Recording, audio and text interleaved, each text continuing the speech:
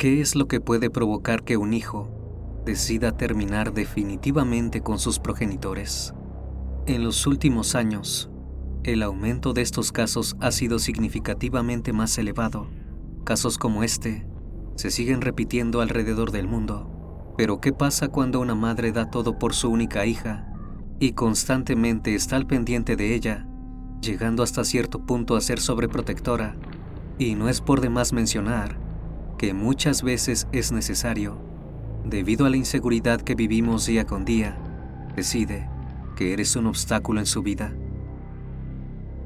Puedes imaginar por un momento que la persona que cuidaste, que le diste tus mejores momentos, decide un día que ya no te necesita más, porque ha encontrado a quien considera el amor de su vida y es incluso más valioso de lo que tú podrías ser. Eran las primeras horas de la mañana del lunes 26 de enero de 2026, en el municipio de Aguadulce, ubicado en Veracruz, México, cuando los habitantes de la colonia Kilómetro 2 advirtieron una situación extraña frente a la casa de una de las maestras más queridas de la comunidad. A las orillas de un camino, conocido como La Hondonada, los vecinos notaron que entre basura y troncos, dentro de una cuneta de concreto, donde suele correr agua de lluvia, yacían restos humanos. Pronto pensaron que la víctima era nada más ni nada menos que la maestra, y que se trataba de un caso más de delincuencia en el contexto de la creciente inseguridad que se vivía en México. Sin embargo, la Casa Azul, como era conocida la vivienda de la víctima, escondía oscuros secretos. La hija de 15 años de la maestra no aparecía por ningún lado, y si bien en un principio los vecinos se preocuparon por ella, pronto descubrieron la terrible verdad acerca de su paradero. Yo soy Emanuel Castelar, y esto es El Criminalista Nocturno. Buenas noches, bienvenidos al Criminalista Nocturno.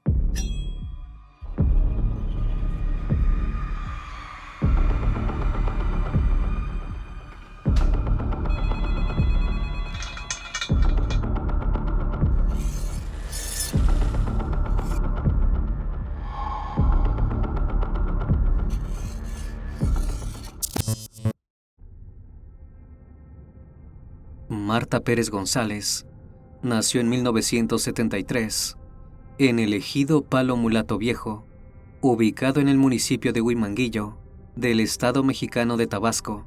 Se crió con sus hermanos y primos en una familia tradicional católica que siempre asistía a la iglesia y buscaba la unidad entre la comunidad de la zona. Si bien Marta no tenía la mejor situación económica, se esforzó para terminar sus estudios y ser maestra de primaria. Una vez obtenido su título, se mudó a la localidad de Aguadulce, ubicada al sur de Veracruz, para dar clases. Alrededor del año 2010, Marta tuvo su primera y única hija, Hanna Guadalupe, de cuyo padre biológico no se reveló información. Al mismo tiempo, la mujer trabajaba como maestra en el Jardín de Niños Leopoldo Lugones, ubicado en la colonia Kilómetro 2, en Aguadulce. Tanto sus colegas como las familias de sus alumnos la describían como una docente puntual, afectuosa con los niños y muy comprometida con la enseñanza. Además de ser docente en aquella escuela, Marta daba clases de catequesis a niños y adolescentes que tenían la intención de realizar su primera comunión en la iglesia de la Santísima Trinidad, ubicada en la misma colonia donde vivía. Era muy querida también entre los vecinos de la zona. Desde que Hanna Guadalupe nació, Marta la llevó a la iglesia con ella, y tanto a los miembros de la congregación, como sus compañeros de trabajo y las familias de los niños a los que enseñaba, notaban cuánto amaba, cuidaba y protegía a su hija. Marta siempre estaba al pendiente de los horarios de la niña, de las amistades que hacía y de que estuviera a salvo, ya que el estado de Veracruz no es el sitio más seguro para niñas y adolescentes. En 2024, el Observatorio Universitario de Violencias contra la Mujer de la Universidad Veracruzana registró 64 feminicidios, por lo que el estado de Veracruz se ubicó en el tercer lugar con mayor número de casos acumulados. Marta no permitía que Hannah fuera sola a prácticamente ningún sitio. Había contratado un chofer de taxi para que la fuera a buscar a su casa y la llevara a clases. Además, el conductor relató a los medios que la maestra se mantenía en comunicación permanente con la chica para asegurarse de que hubiera llegado bien al colegio y a sus otras actividades. En 2025, Marta ya tenía 53 años y continuaba siendo maestra de nivel preescolar en el municipio de Aguadulce.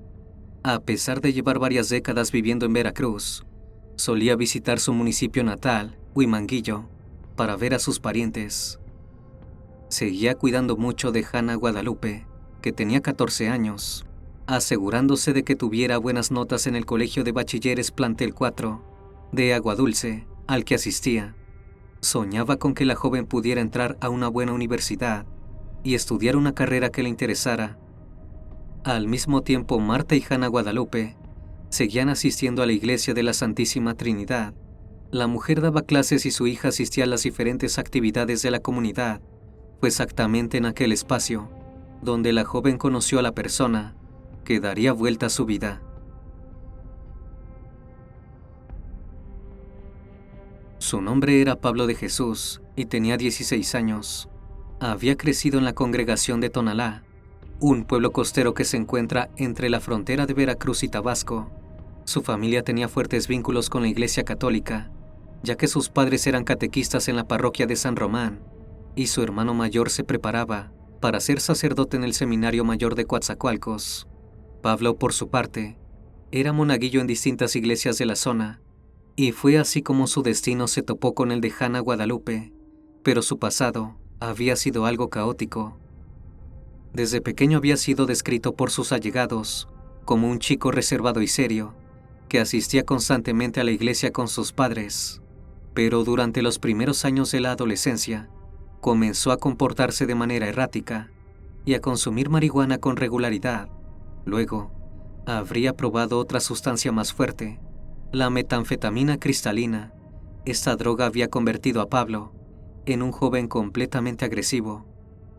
Sus vecinos de Tonalá relataron posteriormente a los medios que Pablo se había visto involucrado en robos y que tenía una personalidad violenta, al punto en que varias personas de la comunidad le tenían miedo.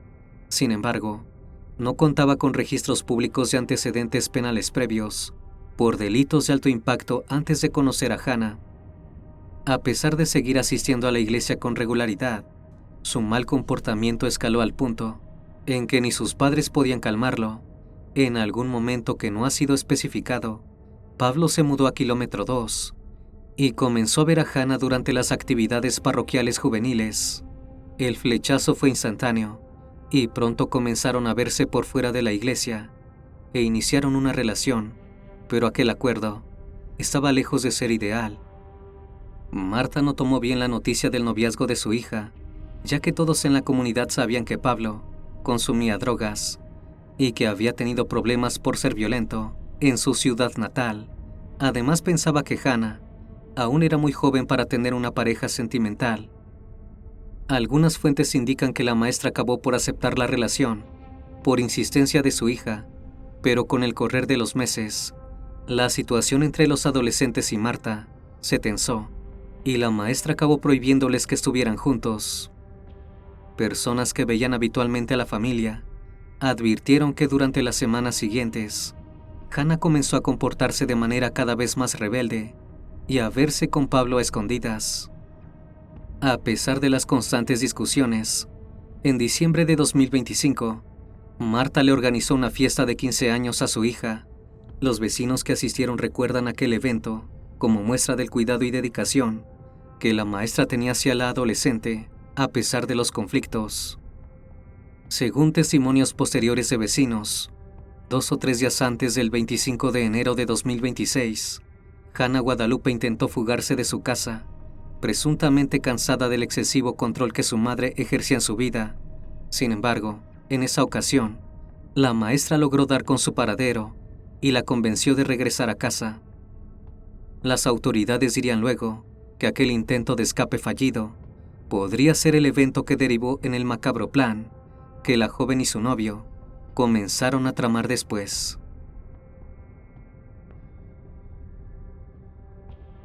Mientras conversaban por WhatsApp, Hannah Guadalupe le habría dicho a Pablo que quería que su mamá desapareciera, ya que era la única manera de que ambos pudieran continuar su relación amorosa. En respuesta, el adolescente le habría dicho que él podría encargarse de borrar a Marta del mapa. Acordaron entonces que la noche del domingo 25 de enero de 2026, cuando Hannah Guadalupe y Marta salieran hacia un negocio que la maestra regentaba, la joven dejaría la puerta de su casa semiabierta para que Pablo ingresara y se escondiera. El joven llevaría consigo un cable eléctrico, con el cual asfixiaría a la maestra, mientras Hannah Guadalupe esperaba en el cuarto de al lado.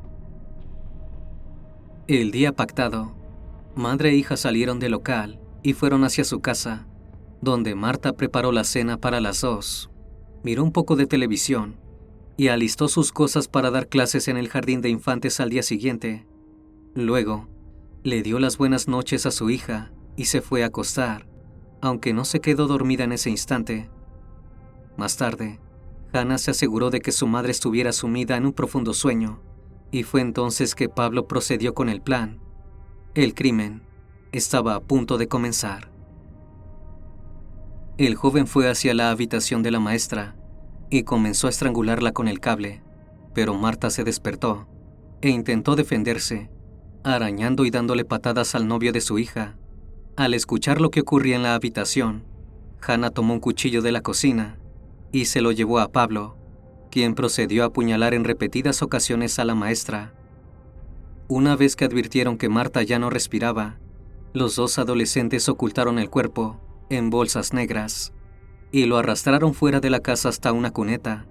A su lado colocaron el cable y el cuchillo que habían utilizado para cometer el hecho, además de poner unos troncos alrededor.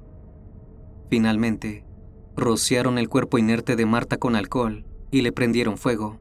Pensaban que al reducir las cenizas, podrían esparcir los restos entre la basura que se encontraba en la zona. Así la maestra no podría ser identificada y quedaría borrado todo indicio del crimen. Una vez terminado el siniestro acto, Hannah Guadalupe y Pablo robaron el auto de Marta y se dieron a la fuga, muy seguros de que su plan había salido a la perfección.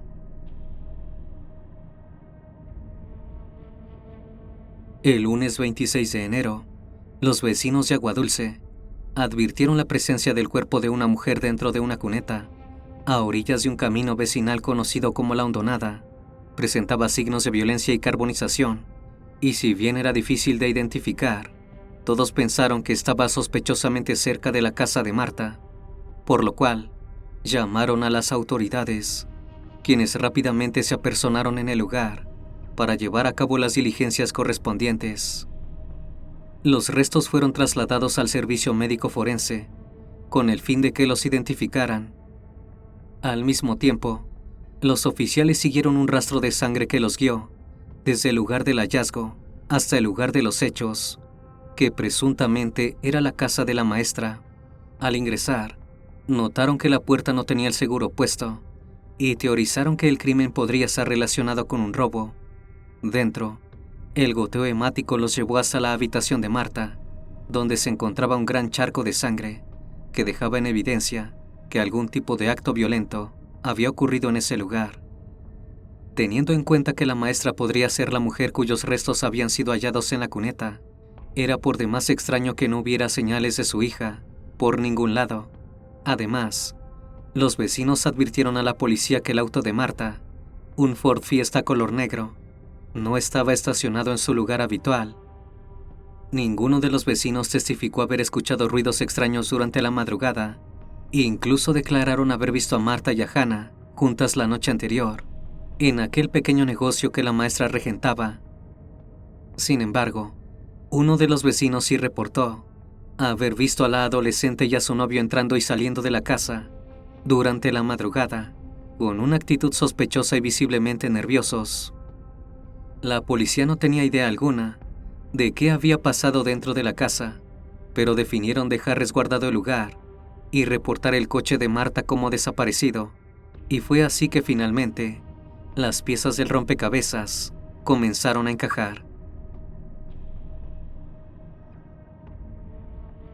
Más tarde ese mismo día, la Fiscalía General del Estado de Veracruz logró dar con el paradero del Ford Fiesta color negro en la comunidad de Tonalá.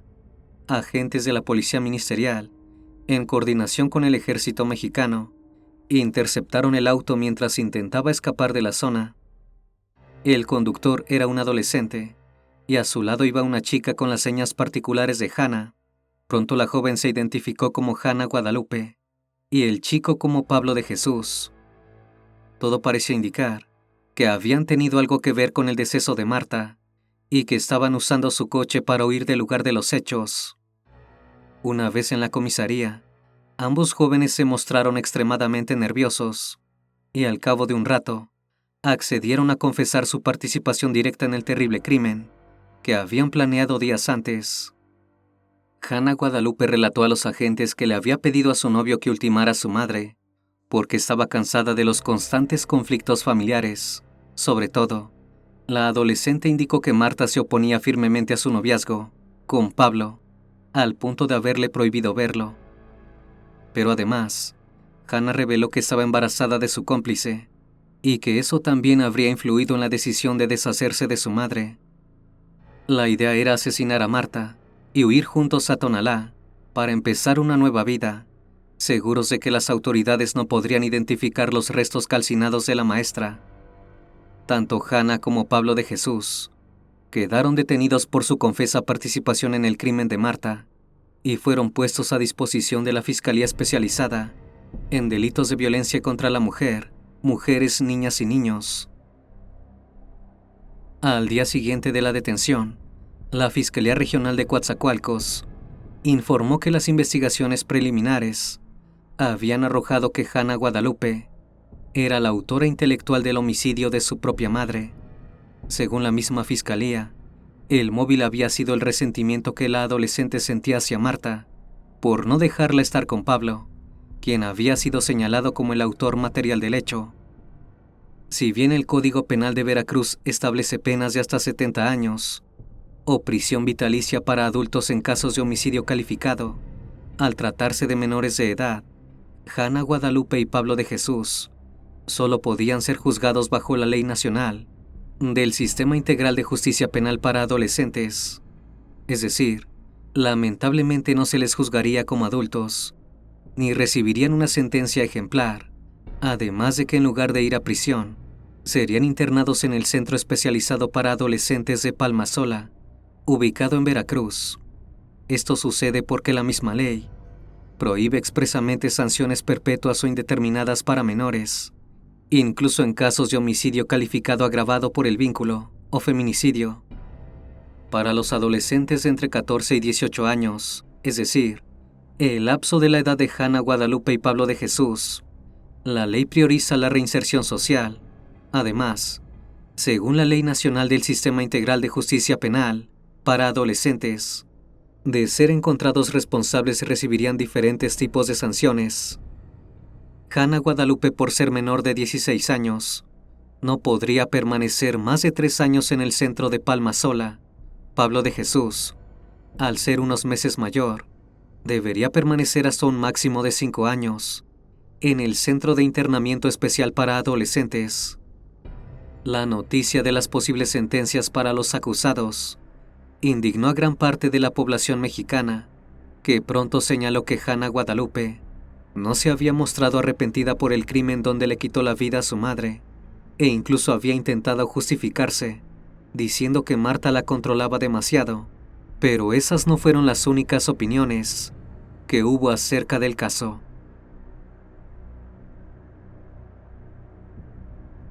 En contraste con las declaraciones que Hannah había hecho a la policía, amigos y familiares de Marta dijeron a los medios que la víctima era una madre que quería y protegía mucho a su hija.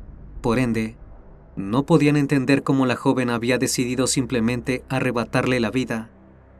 Al mismo tiempo, todos se preguntaban cómo se llevaría a cabo el velorio y el funeral de Marta, pero tanto sus hermanos como otros familiares declararon que los restos de la víctima permanecían bajo el resguardo del CEMEFO, a la espera de los resultados de ADN que permitirían confirmar su identidad como parte del protocolo legal. El día del hallazgo de los restos de Marta, la escuela donde daba clases suspendió actividades como señal de duelo. Tanto niños como padres y colegas se acercaron a la institución para dejar flores y velas en recuerdo de la maestra, a la par que recordaban a Marta en sus redes sociales como una mujer amorosa, entregada a su trabajo y que nunca tenía problemas con nadie. Pero además de lamentar su pérdida, expresaron su intensa indignación al no comprender la motivación de su hija para quitarle la vida y exigieron justicia en el caso. La Casa Azul de la colonia Kilómetro 2, como era conocida la vivienda de Marta, fue acordonada con cintas amarillas y sellos de aseguramiento. Sin embargo, se llenó de vecinos que querían dejarle algún recuerdo a la querida maestra, además de sus familiares que colocaron una vela en la puerta. Las semanas pasaban y los hermanos y primos de Marta comenzaron a impacientarse, exigiendo a la justicia que tuviera listos sus restos para poder sepultarla. El 8 de febrero de 2026, los familiares de la maestra manifestaron ante los medios de comunicación su dolor por no poder despedirse adecuadamente de ella, debido a los protocolos de la investigación. Recién el 11 de febrero, la familia de Marta pudo recibir el cuerpo en la casa de la colonia Kilómetro 2 y llevaron a cabo un velorio en la iglesia de la Santísima Trinidad. Además, confirmaron a los medios que los restos de la maestra serían trasladados al ejido Palo Mulato Viejo, en Huimanguillo, su lugar natal. Por otra parte, las autoridades fueron muy reacias a divulgar oficialmente el dictamen de la necropsia y tampoco dieron a conocer oficialmente la causa del fallecimiento de la víctima. Al día siguiente, una jueza de control dictó auto de vinculación a proceso contra Hanna Guadalupe y Pablo de Jesús. Ambos adolescentes fueron imputados como presuntos responsables del delito de feminicidio, el cual se tipificó debido a las lesiones y porque el cuerpo fue expuesto en un lugar público. En ese entonces, la fiscalía señaló que la decisión de cometer el crimen podría haber ocurrido tras una discusión entre madre e hija al descubrir el embarazo. Sin embargo, al ser menor de edad, toda la información sobre Hanna Guadalupe fue manejada con cautela por la Fiscalía Especializada en Responsabilidad Juvenil, por lo que no se ha confirmado si realmente está esperando un hijo. La Ley de Justicia Penal para Adolescentes establece en su artículo 145 que únicamente puede aplicarse medida de prisión preventiva en los casos de homicidio calificado, feminicidio, transgresión tumultaria, secuestro, trata de personas y delincuencia organizada. Por ende, la jueza dictaminó que debido a la gravedad del crimen, mientras continuaba la investigación complementaria del caso, tanto Hanna Guadalupe como Pablo de Jesús debían permanecer bajo prisión preventiva. Ambos jóvenes fueron trasladados hacia el Centro de Internamiento Especial para Adolescentes, conocido como la Ciudad de los Niños, ubicado en la comunidad de Palmasola, Alto Lucero. A partir de entonces, la Fiscalía de Veracruz tendría un plazo de 2 meses de investigación complementaria para acreditar la responsabilidad de los dos imputados. Al recibir la noticia, la familia de Marta pidió a los medios que se aclarase totalmente la responsabilidad de ambos adolescentes y exigieron justicia para que su caso no quedara impune.